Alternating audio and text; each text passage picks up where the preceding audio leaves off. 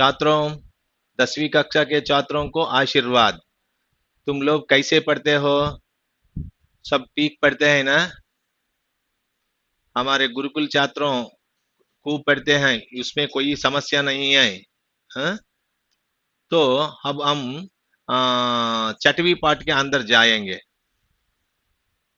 कल मंगलवार में आपको अंतरराष्ट्रीय स्तर पर पाठ के संबंधित उन्मुखीकरण, प्रश्न, उद्देश्य, विषय, विधा विशेष, छात्रों के लिए सूचनाएं और विषय प्रवेश के साथ साथ पाठ के बारे में हिंदी, हमारे राष्ट्रभाषा हिंदी के बारे में खूब समझाया।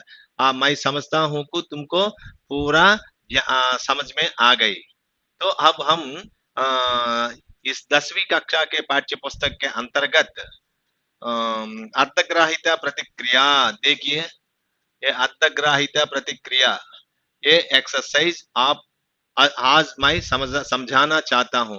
तो अब हम पाठ के अंदर जाएंगे। ओके, देखिए, ये टेक्स्ट बुक है और ये हमारा टाइटल का नाम है। इसके बाद ये वीडियो आपको दिखाया। इसके बाद ये उन्मुखीकरण, उद्देश्य, विषय प्रवेश, छात्रों के लिए सूचनाएं, इसके साथ गद्य की विधाएं भी आपको समझाया। इसके बाद how to write a letter, पत्र किस प्रकार लिखना चाहिए, इसके बारे में भी समझाया। इसके बाद हमारा राष्ट्रभाषा हिंदी के साथ हमारा राष्ट्र के चिन्हों के बारे में भी समझाया। इसके बाद राष्ट्रभाषा हिंदी हमारे संविधान में, कॉन्स्टिट्यूशन में किस अनुच्छेद, आर्टिकल 343/1, अनुच्छेद 343/1 में के बारे में, अनुच्छेद के बारे में समझाया। इसके बाद विषय प्रवेश भी समझाया।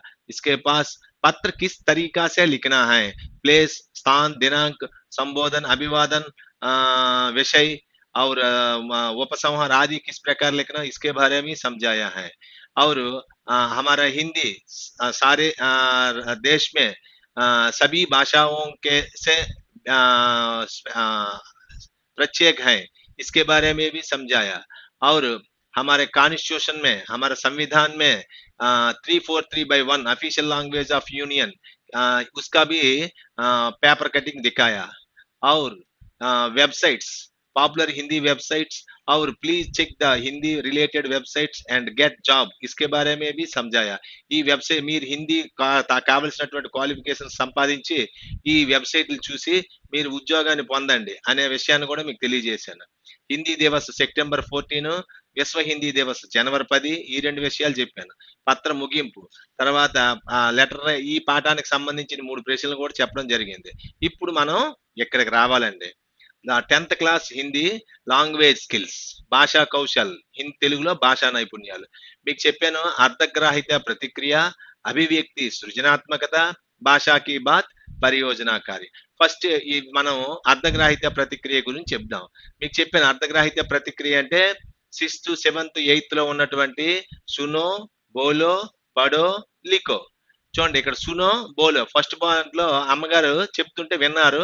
ఆ తర్వాత ఆ బాలుడు నిలబడి బోలో మాట్లాడుతుండు, సునో బోలో అది. రెండో దాంట్లో చూడండి, ఒక అమ్మాయి చదువుతోంది, అది పడో. ఆ తర్వాత ఒక అబ్బాయి పెన్సిల్ తో రాస్తున్నాడు, అది లికో. అంటే అర్ధగ్రాహిత ప్రతిక్రియ అంటే ఇంకేమీ లేదండి, వినడము, మాట్లాడడము, చదవడము, వ్రాయడము. దానికి సంబంధించినటువంటి ఎక్సర్సైజులు అర్ధగ్రాహిత ప్రతిక్రియలో ఉంటాయి. మనకి కామన్ పరీక్షల్లో దీని మీద 20 మార్కుల వరకు వస్తాయి. అంటే పారాగ్రాఫ్లు ఇచ్చి క్వశ్చన్ అండ్ ఆన్సర్లు రాయమంటారు అనమాట. ఓకేనా?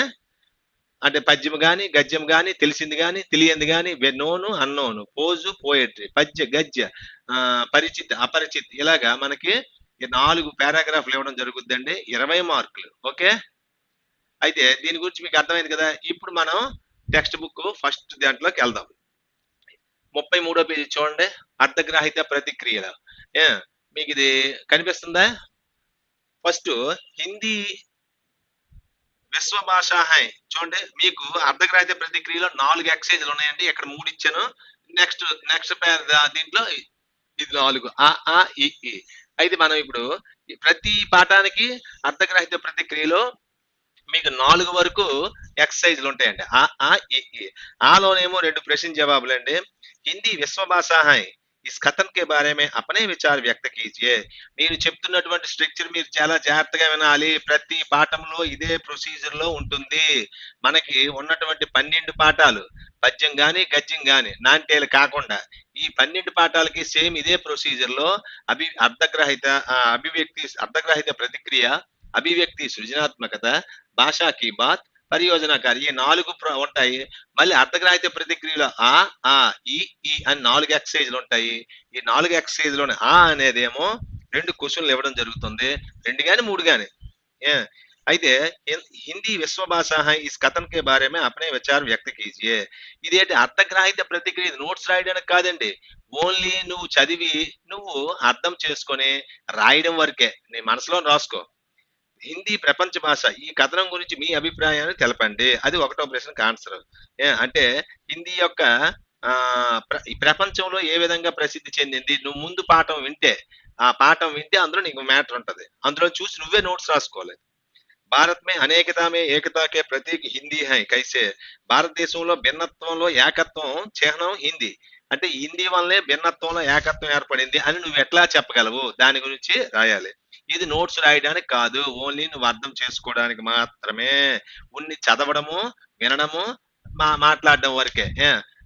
మామూలు రాస్తే రాసుకోవచ్చు కూడా. నెక్స్ట్ ఆ ఎక్సైజ్ రెండోది చూడండి. ఇది బ్రాకెట్ లోనే కదా, ఈ బ్రాకెట్ లో ఇది అనమాట.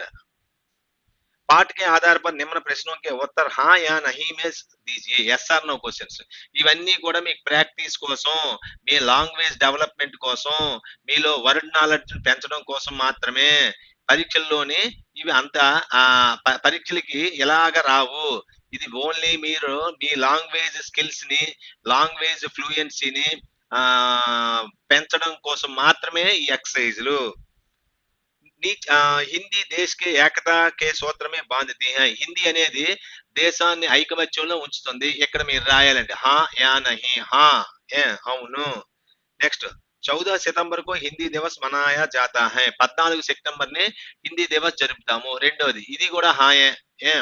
నెక్స్ట్ 10 జనవరి కో విశ్వ హిందీ దివస్ మనాయా జాతా హై. రెండిటికి స్లైడ్లు పెట్టాను నేను ముందుది.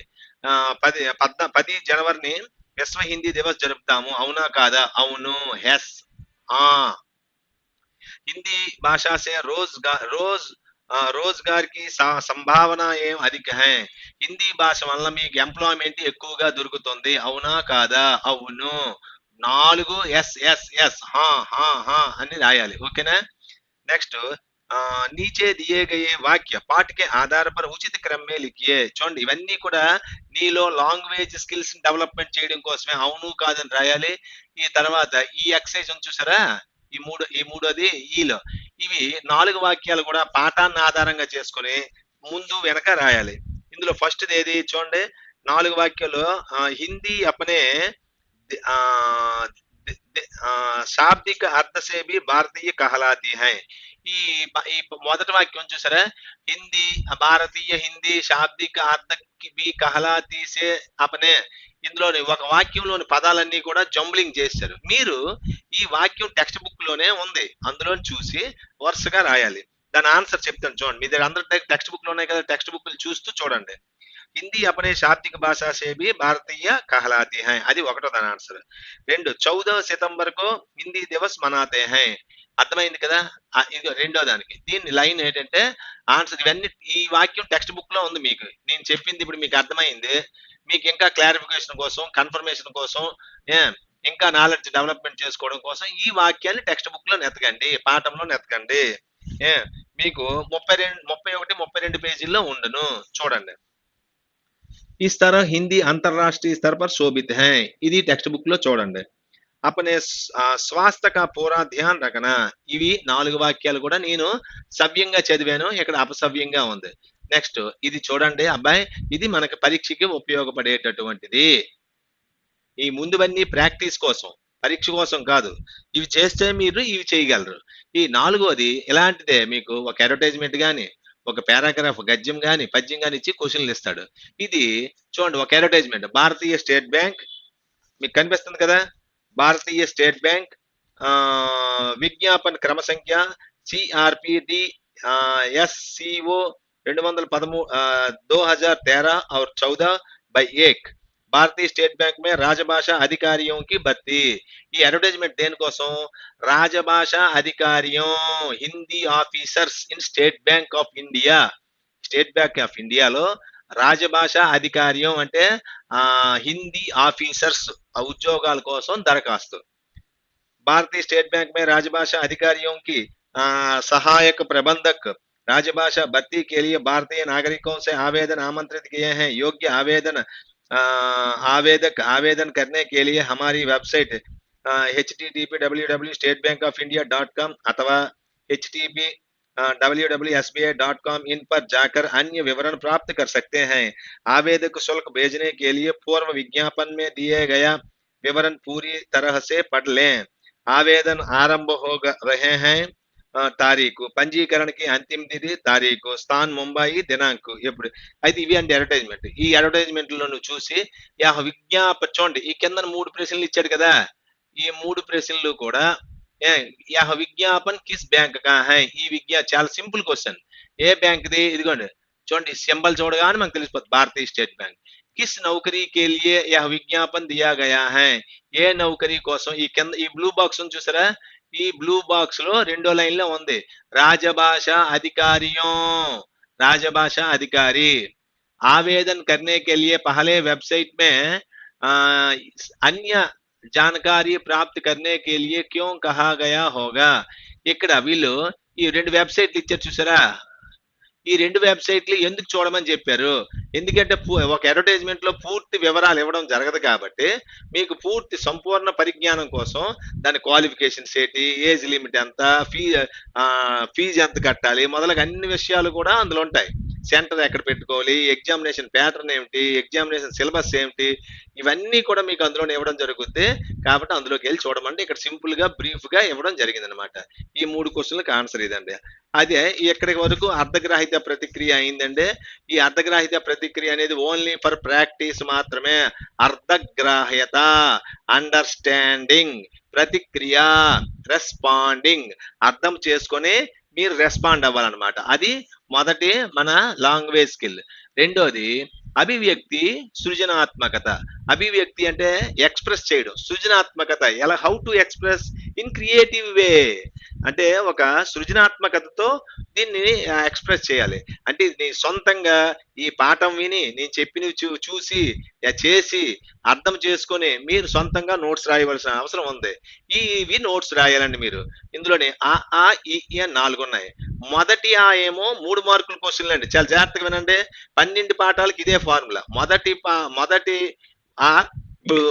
3 మార్కుల క్వశ్చన్లు 2 గాని 3 గాని ఇస్తాడు రెండో 10 మార్కుల క్వశ్చన్ అర్థమైంది కదా ఎస్ఏ अपने विचार व्यक्त कीजिए అంటే చూడండి ఆ రాష్ట్రీయ ఏకతాకి దృష్టి సే హిందీ మహత్వపూర్ణ భాష హై అనే అంశంకి నువ్వు సొంత మాటల్లో చెప్పాలి ఇదే మనకి జనరల్ ఎస్సేకి కూడా ఉపయోగపడుతుంది కాబట్టి మీరు జాగ్రత్తగా ఈ క్వశ్చన్ ని మీరు 1కి 4 సార్లు చదవాలి అర్థమవుతుందా 3 హిందీ భాష పర్ ఏక్ చోటా సా నిబంధ లిఖియే మూడోది ఎప్పుడు కూడా విదా బదల్నా అంటే మనకి ఇది పత్రలేఖనంలో ఇచ్చాడు గద్య భాగంలో ఇక్కడ ఎందులో రాయమంటాడు నిబంధ్ ఇదే మనకి రేపు 10 మార్కులకి జనరల్ ఎస్సేకి మోస్ట్ ఇంపార్టెంట్ కాబట్టి ఇది మీరు పత్రలేఖన నిబంధనలోకి మార్చి రాయాలి నెక్స్ట్ 4వది ప్రశంస అంటే ఈ పాఠం గురించి నువ్వు పొగుడుతూ రాయవలసిన అవసరం ఉంది మనోరంజన్ కి దునియా మే హిందీ మే మహత్వ పర్ ప్రకాష్ డాలియే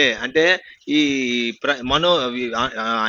ఈ వినోదమైనటువంటి ఈ ప్రపంచంలో హిందీకి గొప్ప స్థానం ఉన్నది దీని గురించి నువ్వు వివరించగలగాలి ఇది అభివ్యక్తి సృజనాత్మకత ఇప్పుడు ప్రధానమైనటువంటి 2 అంశాలు అయ్యామండి మనకి దీని మీద నుంచి మీకు సుమారు ఒక ఇప్పుడు మనం చెప్పుకున్న ఈ అభివ్యక్తి సృజనాత్మకతలో మీకు 10 మార్కుల వరకు వస్తాయండి మీరు అలా నేర్చుకుంటే నెక్స్ట్ భాషాకి బాత్, ఇది ఒకటి ఇంపార్టెంట్ అండి. ఇందులో మీరు అన్ని చూడండి, మీకు ఏవి చేయగలరో అవి చెయ్యండి. ముఖ్యంగా మనం ఇప్పుడు ఏంటంటే అన్ని ఆల్రెడీ మీకు గ్రామర్ విడివిడిగా చెప్పడం జరిగింది నేను ఇంతకు ముందు యూట్యూబ్ లెసన్ లో. ఇప్పుడు ఏంటంటే నేను ఈ భాషాకి బాత్ పరీక్షలకు ఉపయోగపడే విధంగా మీకు ఉన్నటువంటి నాలెడ్జ్ని ఉపయోగించి మీరే సొంతంగా చేయగలగాలి. మీరు చేసేస్తారు, కానీ నేను మీకు ఒకసారి ఎక్స్ప్లెయిన్ చేస్తాను చూడండి. భాషాకి బాత్లో కూడా 4 ఉన్నాయి. ఆ ఆ ఈ ఈ అర్ధగ్రాహిత అర్ధగ్రాహిత అభివ్యక్తి సృజనాత్మకతలో 4, అర్ధగ్రాహిత ప్రతిక్రియలో 4, భాషాకి బాత్లో 4. అన్నిటికీ 4 4 ఆ ఈ. ఇక్కడ ఆలో కోష్టక్ మే दी गई सूचना पढ़िए और उसके अनुसार कीजिए. ఇక్కడ 1 2 3 ఇచ్చాడు, ఒక్కొక్కటి ఒక్కొక్క రకం. మొదటిదేమో పర్యాయవాచ్యాలు అంటే పర్యాయ శబ్దాలు. ఇక్కడ చూడండి, ఇక్కడ ఇచ్చాడు పర్యాయ శబ్ద. పర్యాయ అంటే భాష, సమాధాన్, సంకల్ప అనే పదాలకి మీరు ఏటి చేయాలి, పర్యాయ పదాలు రాయాలి. ఏటి రాయాలంటే పర్యాయ పదములు. పర్యాయ పదాలు అంటే మీకు తెలుసు కదా, సినానిమ్స్. భాష అంటే బోలి, భాష అంటే బోలి అని రాయాలి. సమాధాన్, సమాధానికి హల్, సుఝావ్, పరిష్కార్, దాని అంటే దానికి పర్యాయ పదాలు ఏదని రాసుకోవచ్చు. హల్ పరిష్కారము, సుఝావ్ పరిష్కారము, పరిష్కార్ పరిష్కారం, హల్ మరి సమాధానం అంటే అది ఆ మూడిట్లో ఏదని రాయొచ్చు. సంకల్ప నిశ్చయ్, సంకల్పం అంటే నిశ్చయించుకోవడం, టేక్ డెసిషన్, సంకల్పం తీసుకోవడం. అది మొదటిది. రెండోది ఏకత, స్వదేశ్, ప్రాచీన్. దీంట్లో ఏం చేయాలండి, విలోమ శబ్దాలు. ఏకత దానికి వ్యతిరేక పదం అనేకత, స్వదేశ్ దానికి అవ్వులని చెప్పేస్తారు విదేశ్, ప్రాచీన్ నవీన్. ఈ మూడు కూడా చాలా సింపుల్. నెక్స్ట్ ఏక్ ఏక్ శబ్ద కా వచన్ బదలియే, వచనం మార్చాలి. పరీక్ష ఏమండి, పరీక్షకి బహువచనం పరీక్షాయేం, సంస్థకి సంస్థాయేం, దిశకి దిశాయేం, ఇది బహువచనం. నెక్స్ట్ అవి ఒక దాంట్లో పర్యాయ పదాలు, రెండో దాంట్లో విలోమ శబ్దాలు, నెక్స్ట్ మూడో దాంట్లోనే వచన బదలియే. అది ఆలో. ఆలో సూచన పడియా और उनके अनुसार लिखिए. ఇందులో ఉపసర్గ కావాలట. సకుశల్లో ఉపసర్గ సా, అనుక్రమంలో అను, అను ప్లస్ క్రమ్, అనుచిత్లో అన్, అను అను ప్లస్ ఉచిత్, అనుచిత్ ఉపసర్గ. ప్రత్యయ్ ఇవి మనకు పరీక్షలకు వస్తాయండి. వార్షిక్, ఖుషి భారతీయ, వార్షిక్ లో ఇక్, ఖుషీలో ఈ, భారతీయలో ఇయా, భారత్ ప్లస్ ఇయా భారతీయ. ఇలాగా ప్రత్యయాలు రాయాలండి. మూడో దాంట్లోనేటి దేశ్ కో ఏకతా కే సూత్రమే బాంధనే కే లియే ఏక్ భాషాకి ఆవశ్యకత హై, కారక్ పహచానియే. కారక్ ఆడే గుర్తించి ఇచ్చాడు, అది ఏ కారక్కో నువ్వు రాయాలి. అర్థమైందా? కో అనేది కర్మకారకు, కేలి అనేది అధికరణ కారకు, మే అనేది అధికరణ కారకు, నెక్స్ట్ కీ అనేది సంబంధ కారకు. ఇవి మీరు 9th క్లాస్ లో 2వ పాఠంలో నేర్చుకోవడం జరిగింది. మీకు 9th క్లాస్ టెక్స్ట్ బుక్ తీసుకోండి, 10వ పేజీ చూడండి, అందులో ఉంటది. నెక్స్ట్ ఈ సూచన పడియే और उसके अनुसार कीजिए అంటే సూచన చదివి ఆ డేట్ చెప్తే చేయాలి. సలాహు సర్కారు, సంవిధానం, సంస్కృతి, సమాధానం. లింగకి పరిభాష పహచానియే, అది ఏ లింగమో కావాలట. సలాహ్ స్త్రీలింగం, సర్కార్ స్త్రీలింగం, సంవిధాన్ పూలింగం, సంస్కృతి స్త్రీలింగం, సమాధాన్ పూలింగం. అబ్బాయిలు మీకు ఇక్కడ ఒక చిన్న విషయం చెప్పాలి. తెలుగులోని స్త్రీలింగము, పూలింగము, నపుంసకలింగం అని 3 ఉన్నాయి. ఇంగ్లీష్ లోని masculine gender, feminine gender, neuter gender అని 3 ఉన్నాయి. కానీ హిందీలోని స్త్రీలింగము, పూలింగం అని 2 ఉన్నాయి. అక్కడైతే ప్రాణం అప్రాణివాచక శబ్దాలన్నీ కూడా మరి న్యూటర్ జెండర్ కింద పెడతాం. కానీ మన హిందీలో 2 స్త్రీలింగము పూలింగములే ఉండడం వల్ల ప్రతి పదానికి అయితే స్త్రీలింగము పూలింగము అని అనాలి. అయితే మెషరు మరి ప్రాణం లేటి వాటికి అది ఏ లింగమో మనం ఎలా చెప్పగలమని మీరు అడగొచ్చును.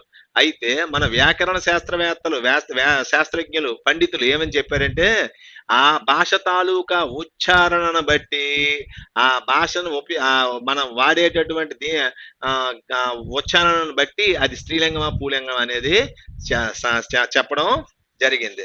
దాన్ని బట్టి అయితే మనం అదొక విధంగా తెలుసుకోవాలి. అనుభవపూర్వకంగానే ఈ స్త్రీలింగము పూలింగం తెలుసుకోవాలి. మనం 6 7 8 9 10 కంటిన్యూగా శ్రద్ధగా టెక్స్ట్ బుక్ అనుసరించి మనం చూస్తే ఈజీగా మీరు 10వ తరగతిలోనే అది స్త్రీలింగమా పూలింగమా అది ఎందుకు అని మీరు చెప్పేస్తారు కూడా. సలాహ్ స్త్రీలింగము, అదే విధంగా సర్కార్ స్త్రీలింగము, సంవిధాన్ పులింగం. దీనికి కొన్ని నియమాలు ఉన్నాయండి. మీకు ఈ లింగ అనే పాఠం చెప్పినప్పుడు మీకు ఆల్రెడీ చెప్పాను, మళ్ళీ రివిజన్ చేసినప్పుడు మళ్ళీ చెప్తాను. సంవిధాన్ పులింగం, రాజ్యాంగం, కాన్స్టిట్యూషన్ అన్నమాట. సంస్కృతి స్త్రీలింగం, సమాధాన్ పులింగం. ఇవి ఈ లింగాలు మీరు గుర్తించి రాయాలన్నమాట. ఆ తర్వాత నెక్స్ట్ది అయిపోయింది కదా, జో విశ్వకే సభీ దేశం సే జుడా హో ఏక్ శబ్ద, అంటే ఆ అనేక శబ్దంకో ఏక్ శబ్దమే లిఖనా. ఇది మనకి 10th కామన్ కి ఇంపార్టెంట్ అండి. దాన్ని ఏంటంటారు, అంతర్రాష్ట్రీయ. జో విశ్వకే సభీ దేశం సే, ఏదైతే ప్రపంచంలో అన్ని దేశాలతో కలిపి ఉందో దాన్ని అంతర్రాష్ట్రీయ అంటారు. అర్థమైందా? అన్ని పదాలు కలిపి ఒక్క పదంలో చెప్పాలి. నెక్స్ట్ అద్వితీయ. అద్వితీయ అనే పదాన్ని అనేక శబ్దం మే, అంటే ఒక్క పదాన్ని అనేక శబ్దాల్లో రాయాలి. జిస్కే సమాన్ దూసరా నా హో. అద్వితీయ అంటే దానిలాగా మరి ఇంకొకటి లేదు. అది అంటే అనేక పదాలని ఒక పదంలోనికి, ఒక పదాన్ని అనేక పదాల్లోకి మార్చాలి. ఇవండి. నెక్స్ట్ 4వది చూడండి అబ్బాయి. దిగువ ఇచ్చిన వాటిని వాక్య నిర్మాణం దృష్టితో తెలుసుకోండి. ముజే పూరా విశ్వాస హై కి తుమ్ హిందీ సే అపనా భవిష్య బనావోగే. అది మిశ్రమ వాక్యమా, లేకపోతే మీకు 9th లోని లెసన్ ఉంది, ఆ లెసన్ బట్టి మీరు ఇవి చెయ్యాలన్నమాట. జో పూరా విశ్వాస హై కి తుమ్ హిందీ సే అపనా భవిష్య బనావోగే. ఇది మిశ్రిత వాక్య. నెక్స్ట్ రెండో చూడండి, జో జానకారీ दी गई उसे समझिए. ఇది మిశ్రిత వాక్య. तुमने पूछा कि हिंदी का क्या महत्व है. ఇది రచనా की दृष्टि से వాక్య కే 3 భేద హై. మీకు అసలు వాక్యాలు 3 రకాలు, సరళ వాక్యం, సంయుక్త వాక్య, మిశ్రిత వాక్య. ఇలా 3 వాక్యాలు 3 రకాలు ఉన్నాయి. ఆ రకాలన్నీ కూడా మీకు నేను గ్రామర్ లో 9th లో చెప్పాను, మీకు టెక్స్ట్ బుక్ లో ఉంది ఒక పాఠం ఎక్సర్సైజ్ లో. మళ్ళీ మీకు ఇంకోసారి కూడా 10th కి వచ్చిన తర్వాత చెప్పాను. మళ్ళీ మనం రివిజన్ స్టార్ట్ చేసినప్పుడు మళ్ళీ నీకు చెప్తాను. ఆ మీద సందులు కానీ, సమాసాలు కానీ, లేకపోతే అనేక శబ్దం ఏక శబ్ద కానీ, ఇవన్నీ కూడా మీకు నేను రివిజన్ లో మళ్ళీ క్లియర్ గా ఎక్స్ప్లెయిన్ చేస్తాను. మీ దగ్గర నోట్స్ ఉంటాయి కదా, జాగ్రత్త చూసుకుందరు కానీ. మీకు అర్థమైందా ఇప్పటి వరకు? అయితే దీని తర్వాత లాస్ట్ది పరియోజన కార్య. పరియోజన కార్య ఏంటంటే, ఈ పుస్తక్ के पहले पार्ट से 5वें पार्ट तक आए चित्रों में अपने मन पसंद చిత్ర का చయన్ करके, అంటే మీకు 1వ పాఠం నుంచి 5వ పాఠం వరకు మీకున్నటువంటి చూడండి, అంటే ఈ 5 పాఠాల్లో మీకు నచ్చింది ఏదైనా బొమ్మ ఒకటి తీసుకొని ఆ బొమ్మ గురించి నీ యొక్క ఆలోచనలు 5 వాక్యాల్లో రాయాలి. దాన్ని మనం ఎగ్జిబిషన్ పెట్టినప్పుడు నీ ఫోటోని నేను పెడతాను. మన స్కూల్లో ఎగ్జిబిషన్ జరుగుద్ది కదా హిందీ దివస్ సందర్భంగా, ఆ రోజు నీ తాలూకు చార్ట్ నిన్ను డిస్ప్లే చేస్తాను. మరి హిందీ దివస్ కి మనందరం తయారు కావాలి. అర్థమైంది కదా మీకు? ఒక్కసారి చూడండి, మీరు టెక్స్ట్ బుక్ తీశారు కదా, ఈ 5 పాఠాల్లోని ఈ ప్రాజెక్ట్ వర్క్ లో 1, 2, 3, 4 ఈ 5 పాఠాల్లో చూడండి ఒకసారి టెక్స్ట్ బుక్ లోని ఈ బొమ్మలు ఉన్నాయి కదా, ఈ బొమ్మల్లో ఏ బొమ్మ నచ్చితే, ఈ బొమ్మ నచ్చింది అనుకోండి ఉదాహరణకి, ఈ బొమ్మ నచ్చితే ఈ బొమ్మ గురించి మీరు ఎక్స్ప్లెయిన్ చేయండి.